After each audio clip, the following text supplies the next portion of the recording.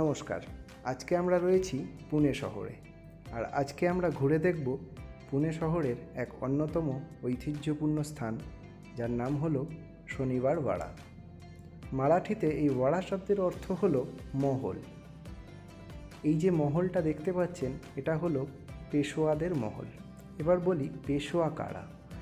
মারাঠা সাম্রাজ্যের যারা রাজা হতেন তাদেরকে বলা হতো ছত্রপতি, যেমন ছত্রপতি শিবাজী মহারাজ। আর যারা এই রাজার প্রধানমন্ত্রী থাকতেন তাদেরকে বলা হতো পেশোয়া। তার মানে এই যে মহলটা আপনারা দেখতে পাচ্ছেন, এটা হচ্ছে প্রধানমন্ত্রীর বাসস্থান। এবার বলি, এর নাম কেন শনিবার ওয়াড়া হলো? তার কারণ হলো, এই যে মহলটা, এটা তৈরি শুরু হয়েছিল শনিবার দিন, আর তাই থেকেই এর নাম শনিবার ওয়াড়া। মূল যে দরজাটা দিয়ে আমরা এই মহলে প্রবেশ করলাম, তার নাম হলো দিল্লি দরজা। তার কারণ তার মুখটা দিল্লির দিকে।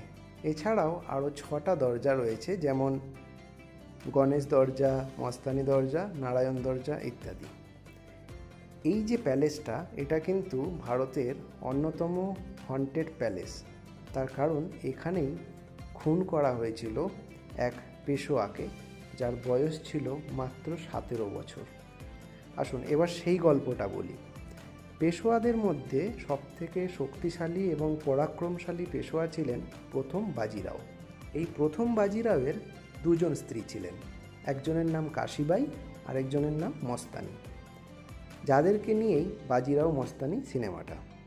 এখন এই কাশীবাইয়ের 2জন পুত্র ছিলেন, একজনের নাম বালাজি বাজিরাও আর একজনের নাম রঘুনাথ রাও। স্বভাবতই বড় পুত্র হিসেবে বালাজি বাজিরাওই প্রথম সিংহাসনে বসেন, কিন্তু তার মৃত্যুর পর রঘুনাথ রাও ভেবেছিলেন তিনি এবার পেশোয়া হবেন, কিন্তু তেমনটা হয়নি। বালাজি বাজিরাওয়ের মৃত্যুর পর পেশোয়া হিসেবে নিযুক্ত হন তার পুত্র মাধব রাও, আর এই ঘটনাটা রঘুনাথ রাও কখনোই মেনে নিতে পারেননি। এরপর এই মাধব রাওয়ের মৃত্যুর পর রঘুনাথ রাও ভাবেন এবার হয়তো তিনি সিংহাসনে বসবেন, কিন্তু তেমনটাও হয়নি। এই মাধব রাওয়ের ছোট ভাই নারায়ণ রাও, যার বয়স ছিল মাত্র 17 বছর, তিনি তখন সিংহাসনে বসেন।